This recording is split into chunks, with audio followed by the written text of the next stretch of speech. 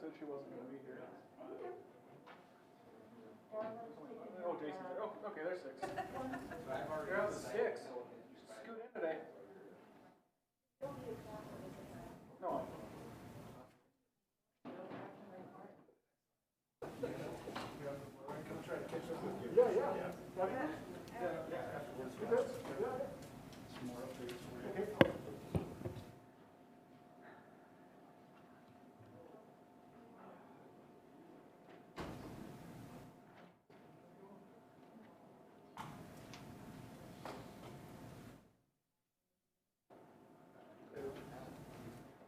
There he is.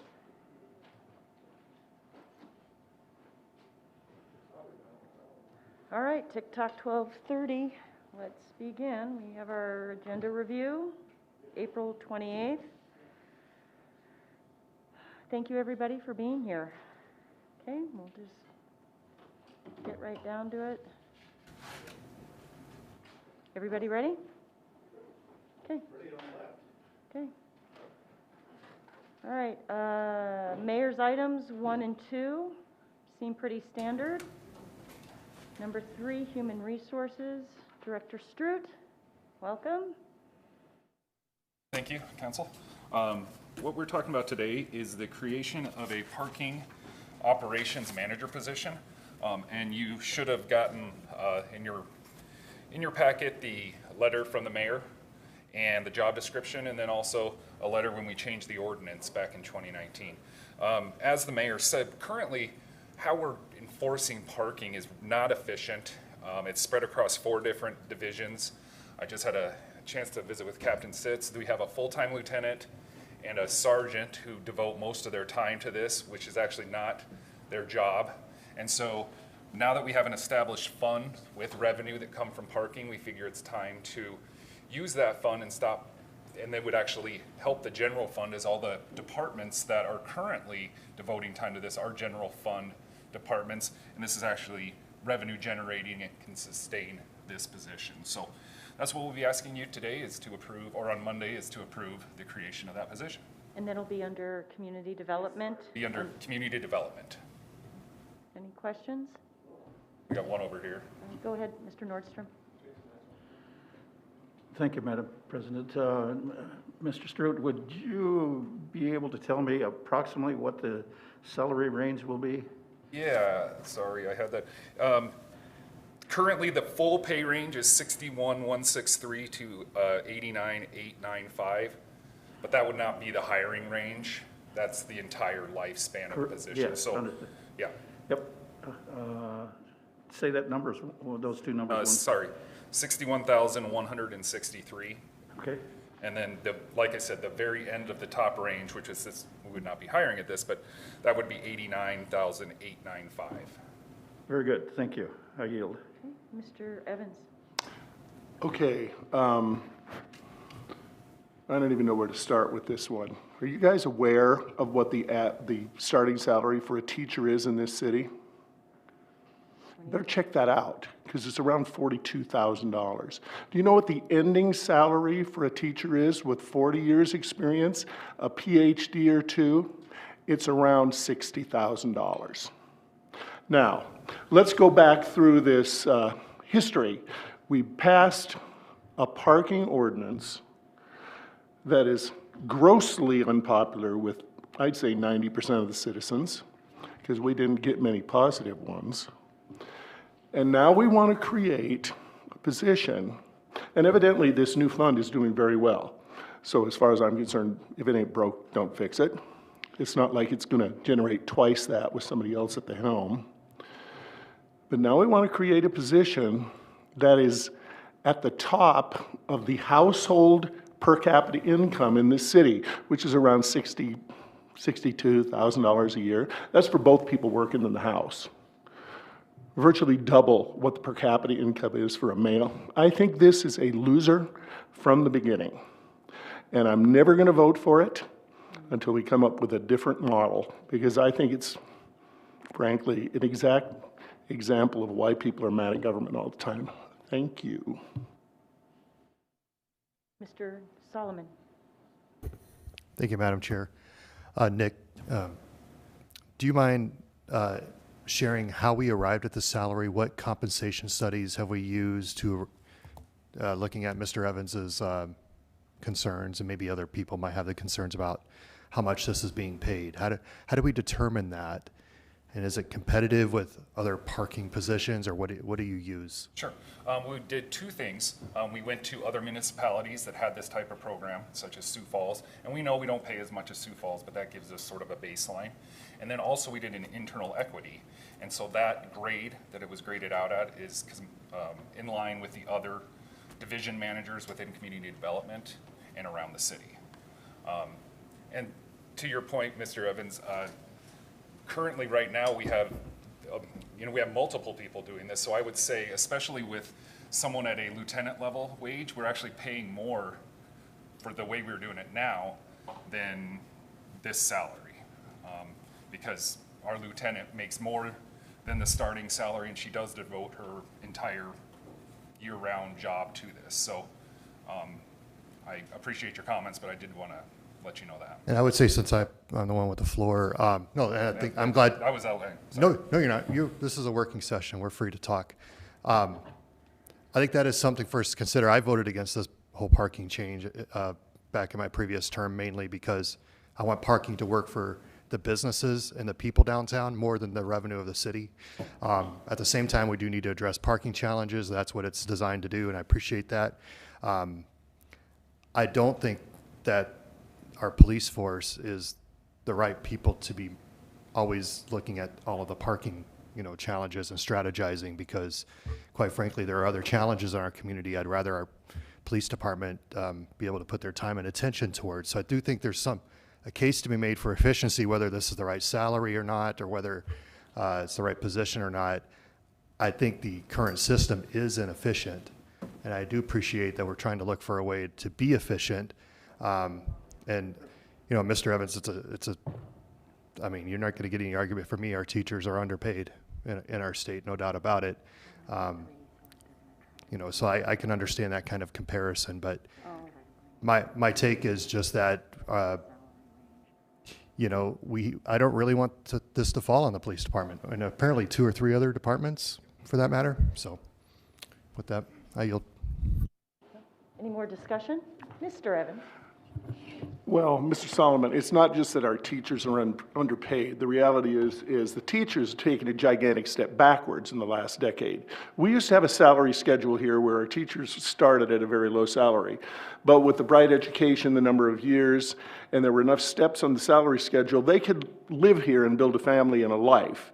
In fact, people preferred living here than they did in Bismarck, Sioux Falls, Scottsbluff, all these surrounding towns. Well, that shifted throughout the 80s and 90s, and particularly in Wyoming and Montana.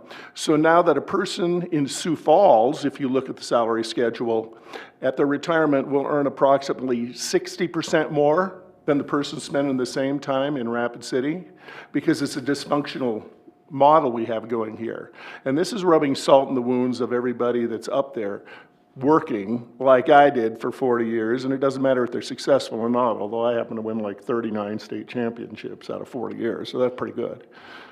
But this is really a bad time to be thinking about this, because there's too many people that are already upset about other benefits and everything.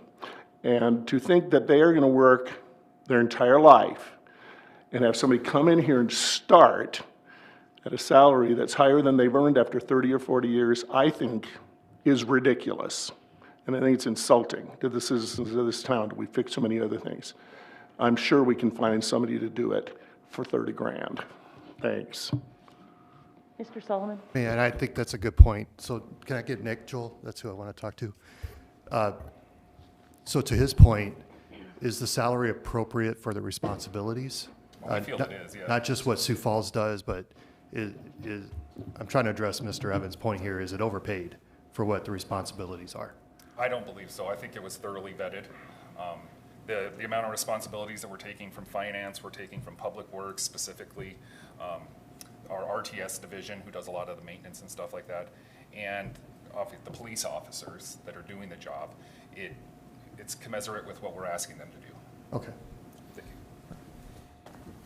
you. Mr. Landine, and then Vicki Fisher, you can go afterwards. Thank you. As somebody who's been involved in this process for a while and also was one of the people that had some of the, for a long time, responsibility through the appeals process and things, you know, when we adopted the new parking model, this was one of the things we always talked about. I mean, we'd been talking about this for a while. Several years ago, we went to Sioux Falls and did a meeting and kind of met with leadership over there and looked at how they're doing things to see if there were lessons we could learn. One of the things that, frankly, the staff that went over there was impressed with was their parking manager. Sioux Falls has had somebody to manage their downtown parking for years and frankly have a more successful downtown parking system. You know, when we implemented this, there were a number of reasons, and revenue, the meters and the new parking structure was not just a revenue, although certainly revenue was a piece of it. It was also to change people's behavior. And I think if you look at downtown and the parking, it is changing people's behavior, and there are actually parking spots for customers downtown now. But revenue was certainly an issue. We knew we were not raising even enough revenue to maintain our current system, let alone expand it. So I don't think we should lament the fact that the plan has actually worked and we are raising revenue. And now, lo and behold, we actually maybe have some revenue to not only do the maintenance and things that we need to be doing to maintain our existing parking, but start looking at expansion. The problem you have is that, again, this is under multiple departments. The police department has made clear that they do not want the enforcement anymore and that they would like to move that out so they can focus in on law enforcement.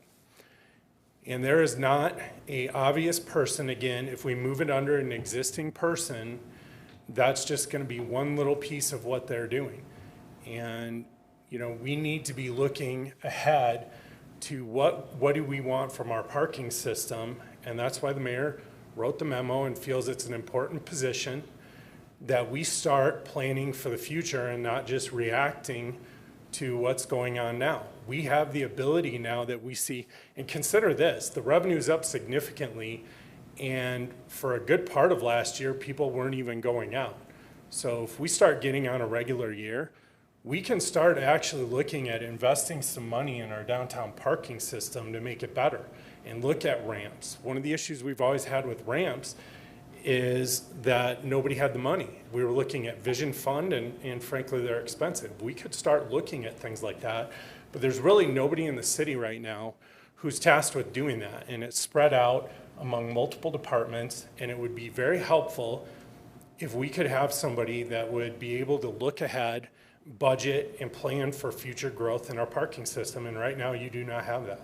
And again, when we talked to Sioux Falls, they had that. That person knew their maintenance costs, they had plans, they had ideas about how they were going to grow the system. And you know, this person is going to be a manager. They're going to take over essentially a lieutenant in the police department function and manage the parking enforcement as well as the budget and as well as look at future growth. So I know from a staff, we feel it's important. And while I, again, disagree with a lot of what Alderman Evans is saying, you know, I think that discussion Expand upon that since you said it. What do you disagree with? And my facts are pretty I accurate. think that, frankly, the statement you made shows some of the faulty thinking that we tend to have, which is because somebody else is underpaid or wages are low, that we either can't create a position we need, even if we have the funding to do it, and that the salary has to be based on this idea. I remember there was a 2-cent when we were looking for a new planning director that said, you should be able to get somebody for $45,000 a year. And it wasn't based on data, it was based on feelings. And while I agree with you that teachers are underpaid, that's not, to me, a justification, or again, it's faulty justification to then say we shouldn't hire a position we need, or that we should base our pay for that position not on what the data shows, but what we think the people will react to, or base it on some other job that's unrelated that frankly is probably underpaid. So, you know, I think it's a separate question. I understand the emotional appeal of it, but frankly, I think we do that too much, where we're looking at what other people are being paid rather than what is right for the market in Rapid City and what do we need to attract the right person. So, Laura? Well, I'm sorry you feel that this is just a faulty perception of the whole on my part. But the reality is, we are hired by the citizens of Rapid City through a vote. And I think we have to be responsive to their reality. And their reality is that city government employees are paid more than they are. And they don't like it for the most part. Now, I don't care that Sioux Falls does it a certain way, because there seems to be a problem we have in our culture in general, but it's particularly poignant around here, where the superintendent of schools has to be paid a comparable fund to the person in Fort Collins, but the teachers can get half that, what the teachers get down there. But then anybody who's at the top end, a managerial position, seems to have a competitive salary or just nothing to work. But all the people working for them pick up the scraps because you're not that important. Now that's my perception, and I'm going to tell you, that's the perception of a lot of people in this town. And the fact is, perception is reality. And this shows up with this gigantic salary without any discussion on our part. It really bothers me. Because we've had an unfunded sustainability position for 3.5 years in this town now. And to me, that is something that's critical about generating millions of dollars for our economy. And I'm going to show you guys some data sheets before I leave, because I just emptied my printer cartridges printing this up for you guys. So don't leave until I give it to you, because we have got bigger fish to fry than paying a parking director because of some of these new policies coming out of Washington, D.C. So I'm just saying, we have to be sympathetic to the feelings of the people. And I don't believe a parking organizer should be paid more than a nurse at Monument Health. That's just my thought. Thank you. We'll go to Vicki Fisher.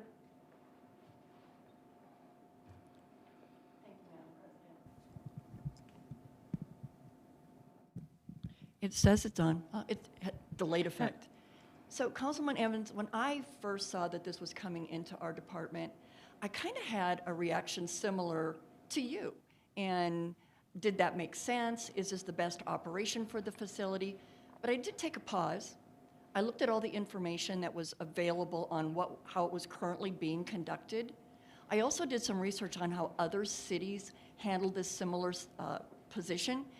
And the best way I can explain it is that to get the biggest bang for the buck, we are really looking at bringing someone on that can deal with the daily operation, the equipment, the accounting, but also that element of planning, where we need to have someone that is collaborating with businesses downtown, that's working with our current and our long-range planners on staff to see where the needs of the community are growing, anticipate them, think ahead, look at what properties may be available, those that maybe we should be out trying to secure.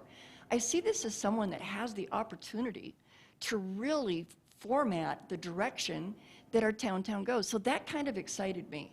Now, as far as the salary goes, which is secondary to the discussion, I think it is being put in the right department.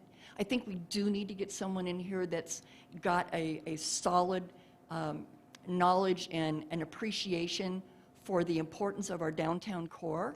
But I will comment on this, that whether you're a current planner, a long-range planner, or a parking planner, we bring our planners in at about $51,000. That means that to be competitive in the Midwest, we're getting them right out of college. The last 5 that we've hired, maybe more, straight out of college, 0 experience. We keep them anywhere from 6 months to 2 years, and they leave us to make $10,000 to $20,000 because their resume now reflects it. So I can appreciate that we're trying to do a little more with our startup salary, but certainly I don't think that there's any argument that maybe that startup is lowered. We all heard Nick say this is kind of the higher end. I could see this being more competitive if we were bringing them in as a long-range planner, which would be about that 51. But it does give me comfort to know that if we find the right person to get them meant that we could bump it, that we would have that ability to do it. One last comment. I'm sorry. I don't disagree with anything you're saying. Trust me, I'm a good student. I study really well. Pretty much got all A's my whole life. The reality is, though, I don't care how great, this might be Superman parking director. The salary should not be comparable to a man teaching physics at Stevens High School with a PhD from Stanford.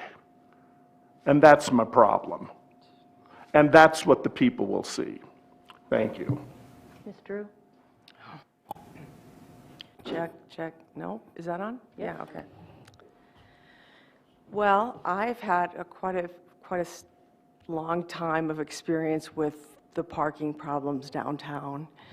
I was on a parking committee before I was on council. That was probably 15, 20 years ago. Then we decided in our infinite wisdom to remove all the meters from the most money-making spots downtown, and we moved all the meters to the outer core because we listened to a few business people that said, no, by God, we need these people to come down and we want them to park for free and they've got to have free parking for 2 hours. So we did that, and it was a horrible, horrible failure. We didn't make enough money to pay our meter maids.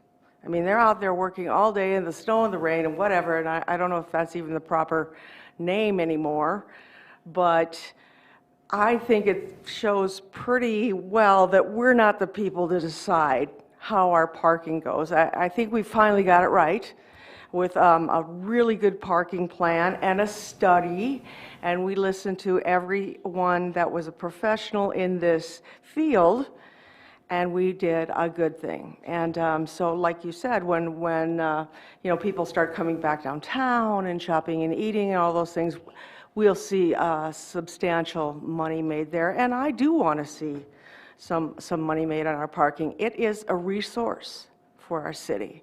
It's not just parking, it is an actual resource. And so I think we finally got it right. And if part of the plan was to bring in a director, I like that idea. I like taking it away from the police. I like taking it away from us. And then when somebody's calling me or Laura or Richie, you know, to complain about the guy that got the ticket from Wyoming, that he's not going to ever come to Prairie Edge again, you know, we can take it to the professional and let that person handle it.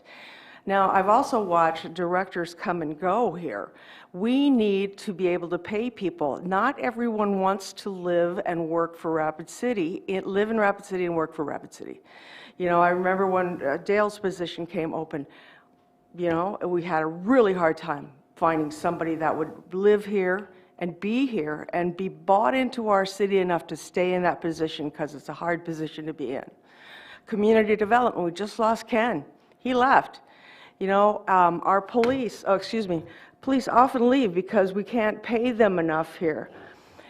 We don't have a good salary scale, and I think we have a kind of a skewed idea of what a good salary is, because our economy is not great, you know? So to bring somebody that has the qualifications, has experience, and can actually do the job and maybe stay here, live here, raise a family here, all those things that we would like to do. I mean, I'd love to see the teachers get more money. Unfortunately, that's not even in our wheelhouse. That's not even something we have anything to do with. But if this is in our budget and meets our needs, and we can find somebody that will buy into this town, that's the thing. You got to want to live here.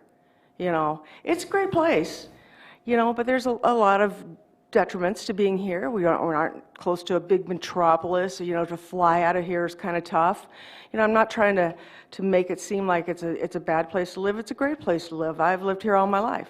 But to bring somebody in that wants to commit to Rapid City and stay in that position, we have to give them some money. And so I'm going to support this. I think that it's comparing apples to oranges when you're comparing teachers. Unfortunately, kind of like musicians, we think they love what they do and we pay them what we can. So I'm going to support this. I think it's a good idea. I think it's a great way towards the future. You know, frankly, we need to pay our directors what they're worth. and so they stay. So thank you. I like this idea, and I will vote in favor of it. Thank you. Okay, Mr. Nordstrom. Thank you, Madam President. Since I got this conversation started up, hopefully I can end it here, and I don't mean to create a rabbit hole here, but you'll find me that I'm very supportive of city employees, top to bottom.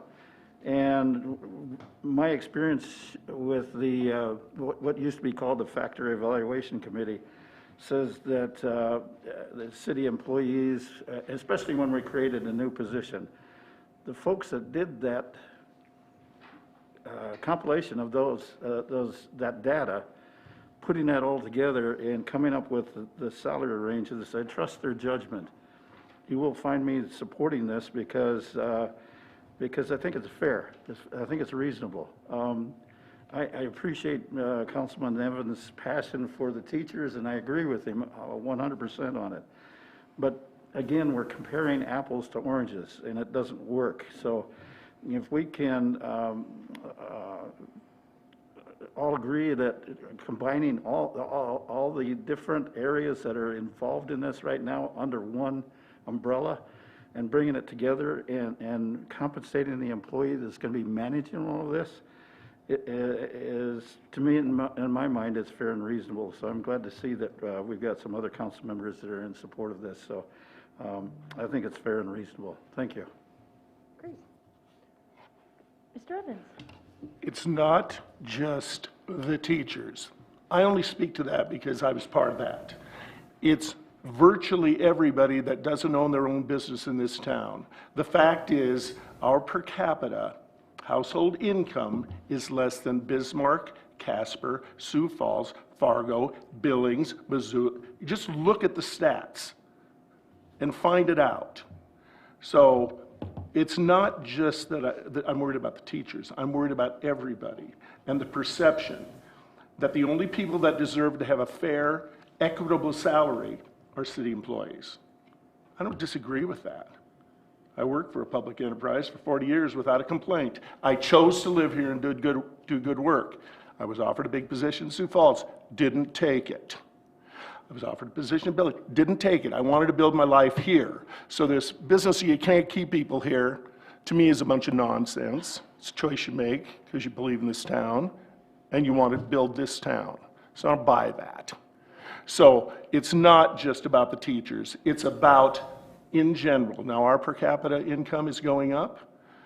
The males are earning more than they used to. The females are earning more than the households are earning more than they used to. But the fact is, check out the household income in Sioux Falls and check it out in Bismarck and see what's going on. And then you'll understand why you get upset about these competitive salaries in one area, city government. Thank you. Okay, good discussion, and I'm sure we'll continue it on Monday. Moving right along, Director Beegler, under Parks and Recreation, number 4 through 9, please. Thank you very much. Items 4 through 8 are resolutions of intent to enter into leases with these sports groups at our leased facilities. That sets the public hearing date for May 17th, City Council. So that's what those items are. And at that time, the agreements will be attached for your consideration. Item number 9 is requesting authority to sign the agreement with the Badlands Sabres Hockey Group for use of the ice arena at Roosevelt Ice Arena. And I have our Recreation Division Manager, Doug Lowe, is here to answer questions. And there are also representatives here from the Badlands Sabres Hockey Group, if you have any questions of them. Okay. Mr. Nordstrom. Thank you, Madam President. Doug, you'd probably be the best one. Mr. Lowe, you would be probably the best one to answer this. It was brought up before, and I've been asked about this same question. That was time on the ice. The biggest concern that I kept hearing from in the past, and it's been probably a couple years ago since I heard this, so there may be some updates if you can address that, but the time on the ice, with the other activities that are involved with the ice arena, the biggest concern was being able to participate and use in the ice time in conjunction with the Badlands Sabres. So could you address that for me, please? Yes, good afternoon. Actually, the Badlands Sabres are going to be using, all their practice time is going to be in the mornings from 8 to 9:30, Monday through Thursday, when there's absolutely nobody else in the rink. So that's going to be 6 months worth of ice time every day for an hour and a half of rental time when we're not even have anybody in the building. As far as games go, they're going to be working on some Friday and Saturday nights, possibly Sunday mornings. Those will be in conjunction with all the other programming that we have. We're going to do some cross promotions for public skates after the games, before the games. It's not going to affect curling. It's not going to affect Black Hills Figure Skating Club. It's not going to affect our own hockey program. This program is going to make all our programs better. It's going to bring more people into the rink. It's going to give notoriety to the rink. There's people in Rapid City that don't even know that the ice arena exists right now. We're hoping to make sure that everybody knows where it's at when this starts. And I appreciate that, Mr. Lowe. I think that's good to hear, because the major concern was coming from the figure skating groups, and so I appreciate the update. And then also for me, I'm very grateful for the Sabres hockey team or hockey group coming in. I see it as something of a stable income for the ice arena as well, so would you care to address that portion of it? Yes, with the agreement that we have with them and with the rental time, the division of the admissions, we also get concessions, beer sales that will be coming through on Monday night with their beer license that we're going to be having for the games. All that will be coming to the city. We're going to be looking at, we're estimating in between $80,000 to $100,000 of direct revenue with this team coming in. And when I mean direct revenue, we're thinking how many more people are going to come to the rink? How many more kids are going to want to play hockey? How many more kids are going to want to learn how to skate? How many more adults might want to join our adult program? So that's all indirect revenue that I think is going to also increase. So we're very excited. I think it's a great opportunity for us, and I just hope for the support. Thank you, Mr. Lowe. I yield. Perfect. Ms. Drew?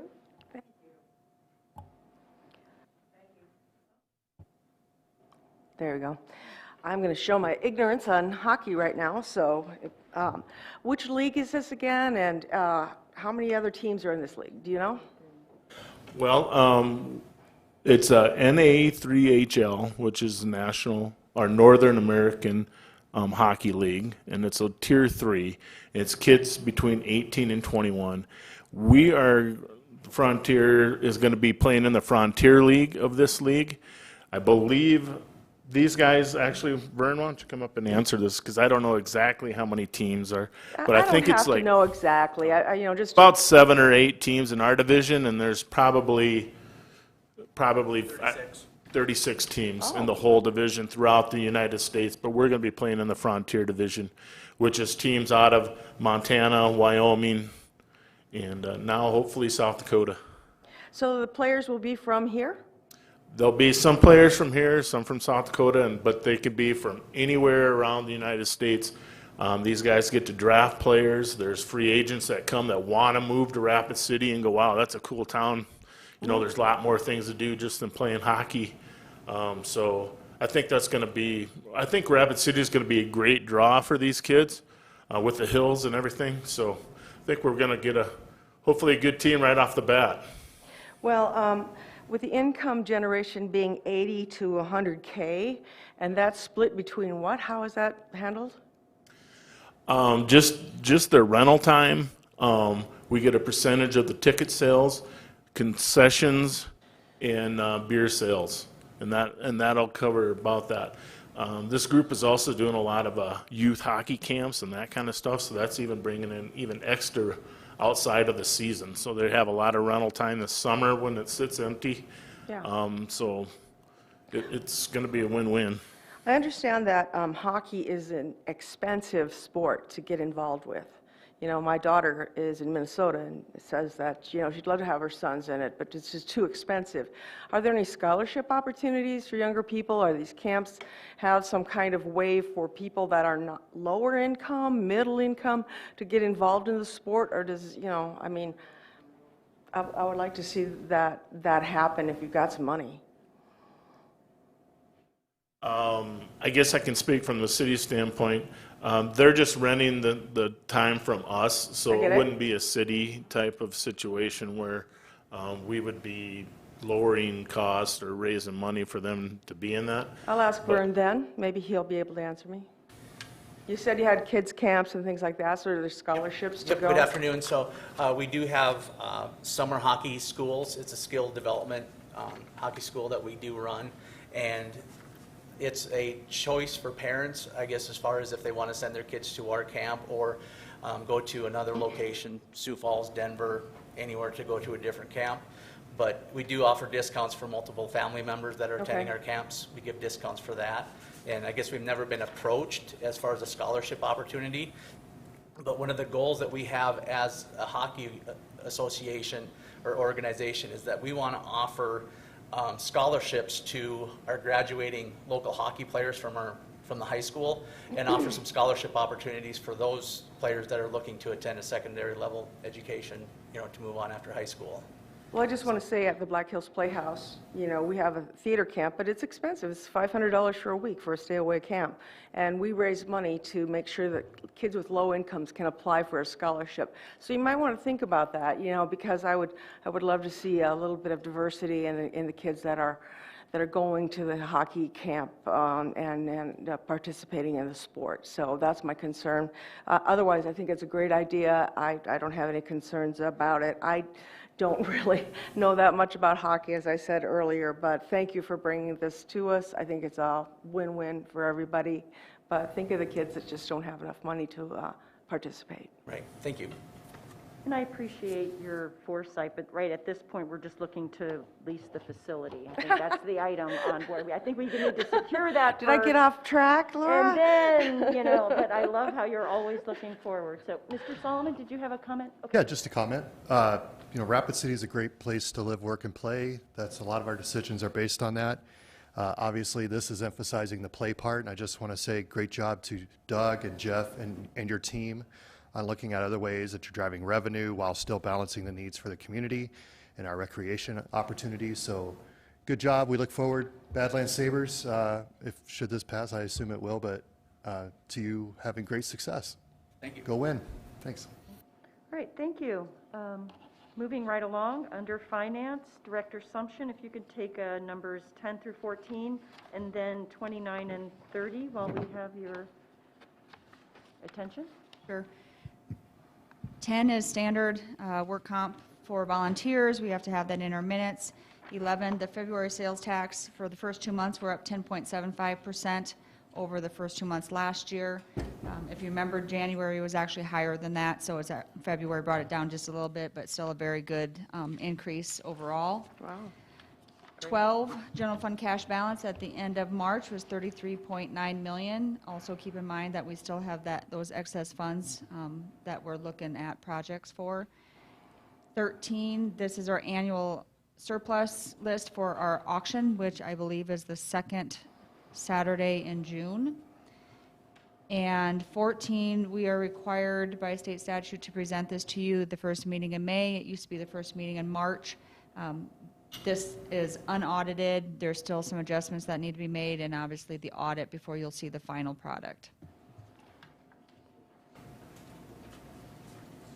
Then if you go to 29, it's just second reading of that appropriation, and then 30, we have another supplemental coming forward. Wonderful. Great. Thank you very much.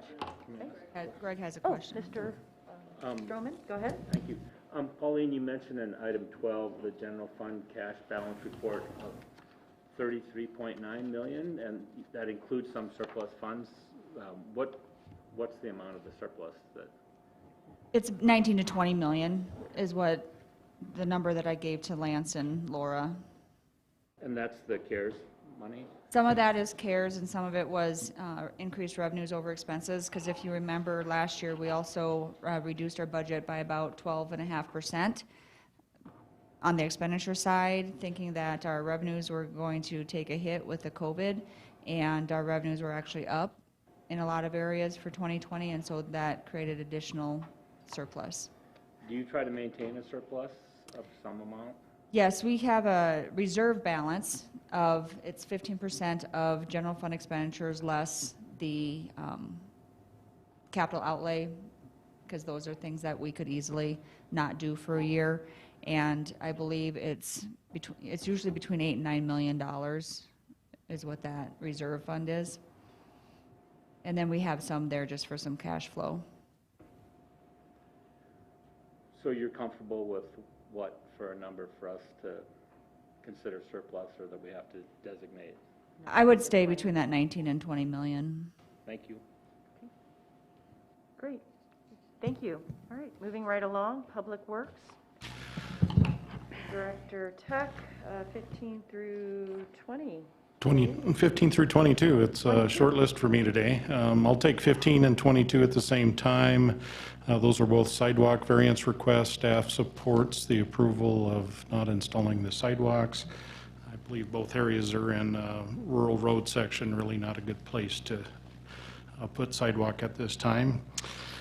Item 16, a professional service agreement with Ferber Engineering. They were selected through our consultant selection process for the Canyon Lake District street reconstruction. The first part of this study is a multimodal. They'll be looking at the area bounded by Canyon Lake Drive, Jackson Boulevard, and Susan on the east. And we've got a bunch of very narrow right-of-ways in this part of town that were created prior to being annexed into the city. So vehicular, bicycle, pedestrian traffic there is very important, and we're going to take a look at what our options and opportunities in that area are.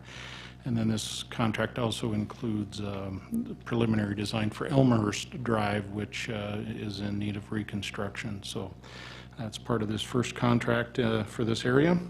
Item 17 is a infill agreement, we call them. Person owns a parcel of property they need to get sanitary sewer service to, so they'll be installing public sewer main to be able to get to their property.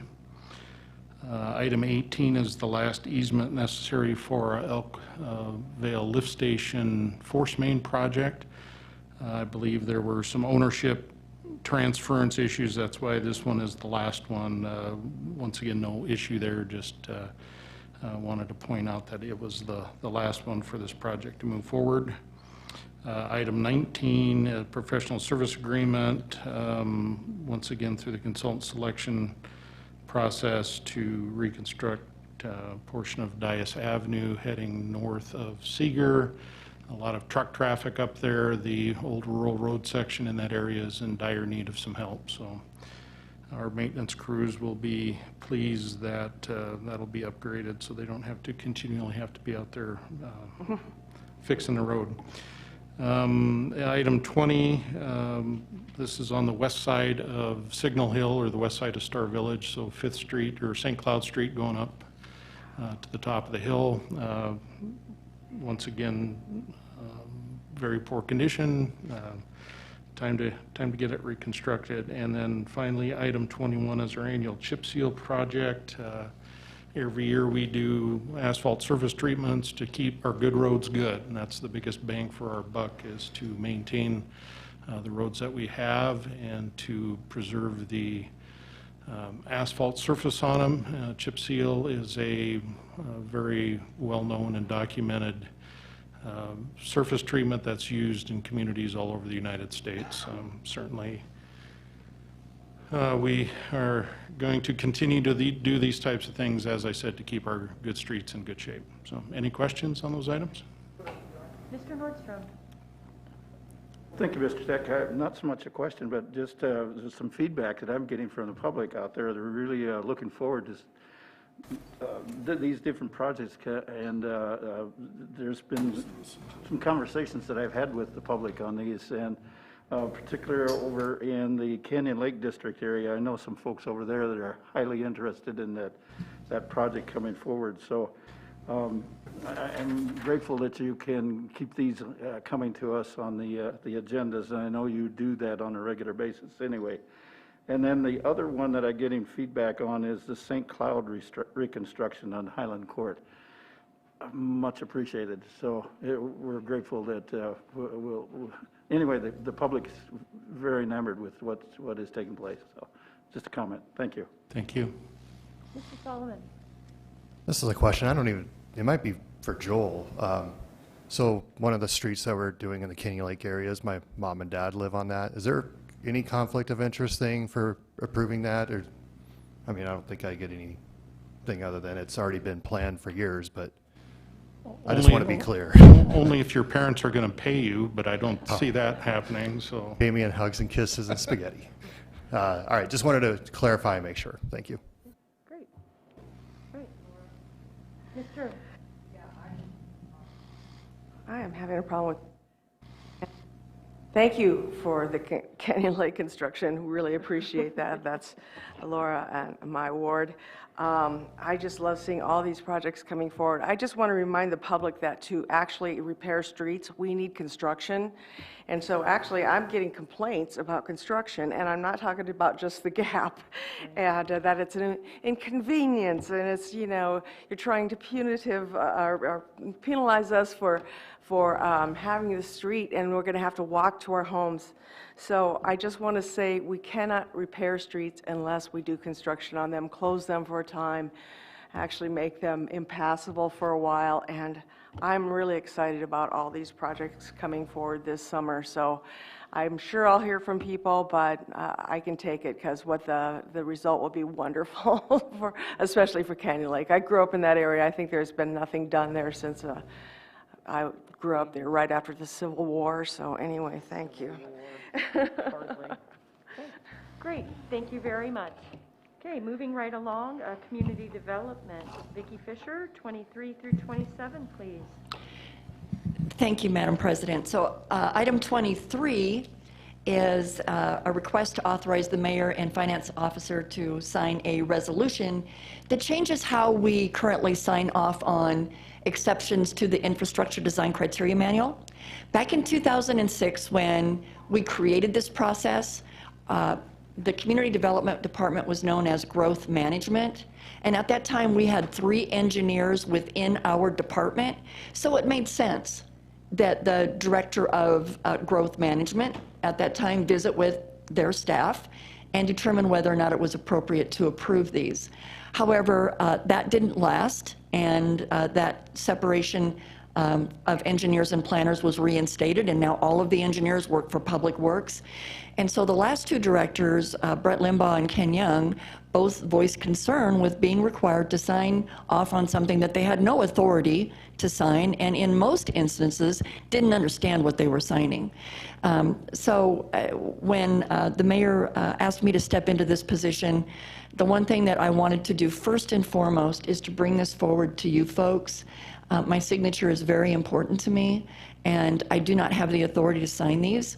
Please note that we do have zoning exceptions out of the zoning ordinance, and the Public Works Director isn't required to sign off on those because he has no authority in that area. So I would like to, in kindness, remove the Community Development Director from an engineering review as well. So I really appreciate your support on this one. And then item number 24 is a traffic count for our city. It does reflect some of our COVID patterns and reduction in some vehicular movement. Kelly Brennan is here in the audience today. If anyone has got any questions for her, she's here to answer them. The next 3 items on the agenda are from our CDBG division, and these are all requests to have the mayor and finance director sign off on community development block grant agreements, behavioral management, Metalusahan Senior Citizens, and Black Hills Works. These are typical of what you see. And Michelle Schulke is here if you have any specific questions on those.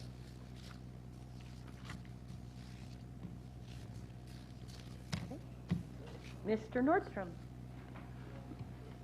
Thank you, Ms. Fisher. Let's go to number 24, the traffic volume counts.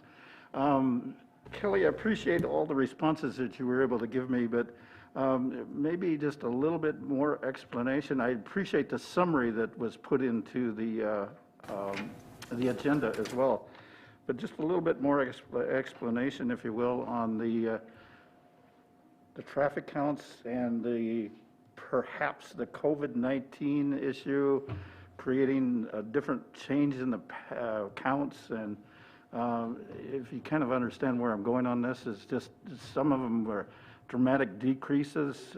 So we shouldn't really rely upon, am I saying that correctly? Really rely upon those dramatic decreases because of the COVID? Right. So a couple of the dramatic decreases we saw were, for example, on 44th Street from Raider to Main, well, the schools were closed. So, our counts dropped 48% in those locations. But if you look at the previous 3 years, there was only a difference of about 100 to 200 cars per day. So we're going to try not to focus on this year as a standalone. We typically don't want to focus on 1 year ever anyway. We want to look at the trends. And if you look back through the last 4 or 5 years, we're still seeing growth. We just saw a little bit of a dip last year. Makes sense. And then if I understood correctly from your emails, that some of this data or a lot of this data will be able to be used in the transportation study? Well, the transit development plan that we're just starting working on now, this information will of course be provided to the consultant. Yes. I don't know that this is going to be that important for that particular study. We're not really as concerned with how much traffic is on the roadway systems as we are with getting people where they need to go. So we'll be utilizing a lot of different data sources for that. This will be one of them, but this is more primarily used. We get a lot of calls throughout the year from developers, consultants, interested business owners, and they like to see this to see where the traffic is and where it is increasing in our city to maybe build a business, to maybe look at, is that appropriate for housing, and those types of things. And then, of course, our traffic engineering services division uses them in a multitude of ways as well. Thank you, Ms. Brown. I appreciate it. Yield. Great. Okay, thank you very much. Okay, moving right along, city attorneys. 28 and 31, Director Landine.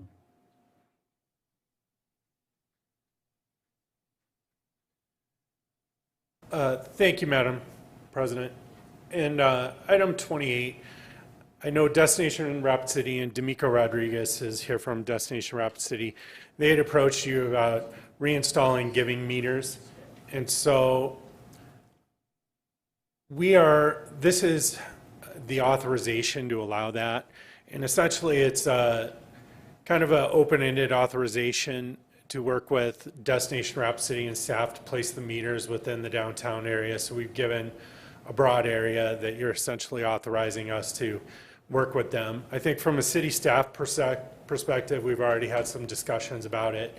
Our interests are making sure that the meters don't impede pedestrian traffic and that they're not placed in a way that they would confuse people with our parking meters. But beyond that, I think, we're pretty open to where they want to place. I think there's a few other issues as far as paying some of the costs and some of that we'll need to work out. In addition, there was some discussion about signage, and so we may be looking to place some signage, and the mayor wanted to be upfront about that and get your okay. We don't have a specific yet, but I did have Wade attach some samples that kind of show how other communities have approached it, kind of in conjunction with the giving meters, to encourage people to not support panhandling, but to still, if they want to donate or help to contribute to solutions to the problem, give to organizations. And in speaking with Mr. Rodriguez, we are talking about and may also implement, if you look at a lot of the signs, they'll have a website or a place where you can go immediately and give electronically to the to organizations that help deal with the homeless problem. And so we may try to stand something like that up and incorporate that into the signage as well. So if you approve this, then that'll give us the ability as staff and to work with Destination Rapid City to try to get some giving meters in place and some signage up to address the panhandling issues. Mr. Nordstrom. Thank you, Madam President. Mr. Landine,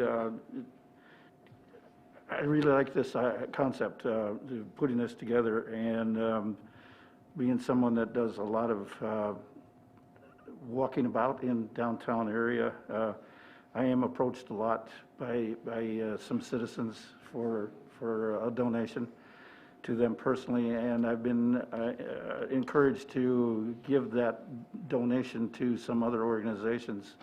And would it be appropriate to ask the question, do we know where this giving donation meter money will be going to?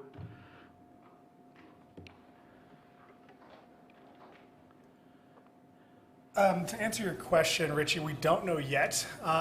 Our Destination Rapid City Board of Directors will be selecting through a process, an application process, these organizations.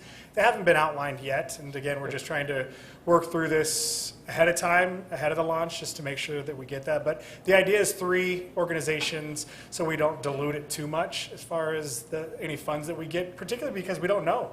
We don't know how much this is going to actually produce. So 3 organizations is the goal. Destination Rapid City Board of Directors will select those organizations. Thank you. Thank you, D'Amico. I was just curious about if we do get some revenue coming in, where the revenue stream would be going to. And so when you find out, it would be okay to update me? There will be press releases council? and information. Yeah, absolutely. And I can contact you directly. Okay, thank you. Laura. Mr.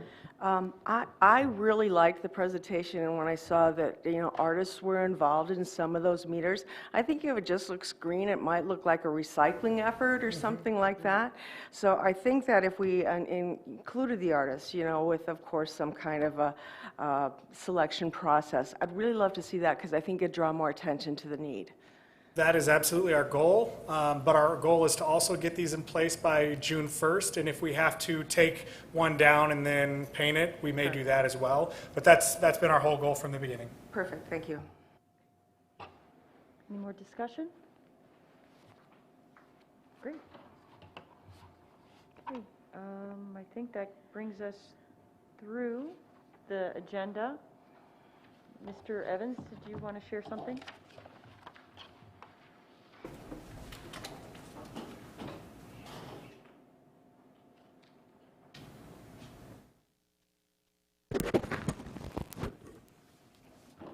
For those of you who think Alderman Krabby Appleton here was all hot about the salary thing, that's not the reason I came in all hot.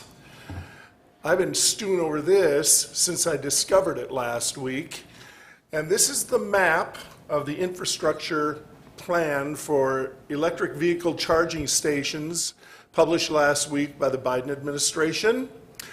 And at first I thought it was a spoof, because it's so ridiculous, because there's 2 states you can see that are not included. Now, at first I thought, did I accidentally copy the Amtrak plan, which we were the only state left out of that, because they even extended Amtrak up on into Cheyenne to connect it with Denver. But this is the EV charging corridors designated and going to be receiving funding for the next 2 or 3 years out of this $2.3 trillion. Now, does anybody see anything frightening about this? Because to me, that's the scariest graphic that's ever been shown in this council chamber. Because if you think we're going to have a problem with a parking director and all those problems getting all the cars in, if we don't figure this how to solve this out soon, we're not going to have any cars to park, because you can see you're on the East Coast and you're looking and traveling, you ain't coming down I-90. All right? Now, I think this is horrifying, And that is right off of the White House website. And I suggest we all study it. It was published, I think, on the 22nd of April. Now, I do not know the reasons why we do not have designated EV corridors. My feeling is that the state legislatures and the governors that we've had have not designated them as such. And it doesn't seem to be really a partisan thing because Wyoming has it, and Idaho has them, and Montana's doing great. Texas is fantastic. So something else, somebody's asleep at the switch. I don't know whether we have to call in our governor and our senators and our representative and figure out what's going on, or whether this is a state legislature thing and we need to solve it locally at the in Pierre. But something needs to change before we are left out of this dinner, because this money is going to be spent, and if we don't have it spent on us, we might as well forget about tourism as an industry, because since we don't have train, and since all electric vehicles are going to be, there's different deadlines with different companies, but some are ending production of gas-powered vehicles within 8 years. This is the prediction of the future, and to me that's the most terrifying thing I've ever seen for this as a destination community. So we need to do a lot of fact-finding, find out how we ended up in this situation, and we need to fix it. So the other thing I wanted to bring up is the Public Utilities Commission in Pierre is proposing a big change. It's being driven by Black Hills Energy, who I like working with. They've been very good to us regarding lighting and everything else. But this particular change is frightening, and I've got some handouts to give to the council members. Basically what it involves, and we need to be aware of this, they're going to be voting sometime this summer, I believe, on a change in the rate structure for people that own solar panels. Now, it excludes businesses, so if you have a large business generating solar electricity, you're not affected, I believe.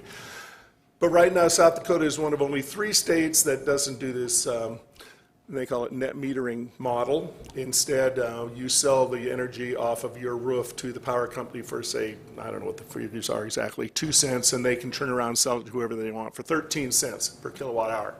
Oh, that's fine. That helps pay for their infrastructure. But the new things they want to pass make it like this. If you invest $15,000, $20,000 in solar panels for the roof of your house, you will be required to sell the energy to the power company for that 2 cents. You can't use it yourself as long as you're connected to the grid. And then you're required to buy that energy back from the power company at their going rate. To me, that is the most ridiculous proposal I've ever heard, and you would think in a state where everybody values their freedom so much, that would never come up. But I encourage everybody to investigate what this proposal is, because to me, it is about the most regressive thing I've ever heard, and this is a nationwide movement. South Dakota isn't the only one that's thinking about this. To me, it's a double whammy because we're moving toward electric vehicles. Now it looks like the electric companies are going to have a monopoly all across the board. Maybe they should be paying a surcharge to Exxon since they're going to be driving them out of business. I mean, the whole thing is just so bizarre to me that it's happening, but it's actually set to be ruled on within the next couple months. So I encourage everybody to go to the PUC site and formulate an opinion, because I think this council should have an opinion on this. I think it's a horrible decision. So I just wanted to bring these 2 things up today. Thanks. Bill, could you send us all this, this map here? I'd like to bring it to the South Dakota Department of Tourism. I think that they would be probably one of the most affected, and they're also a very effective organization in lobbying, so thank you. And again, like I didn't come in a lot about the parking director. I'm upset about this because I've been trying to figure out how in the world we got to this situation in this state and allowed this to happen. Okay, thanks. Mr. Evans, very quickly, I've got a website that you can send in your questions and comments to the National League of Cities, and so if you're interested, I can share that with you. Okay. Thank you, everybody. We'll continue the discussion on Monday, May 3rd. Thank you. We'll see you Saturday. Yes, Okay. 11:30, right? Yeah.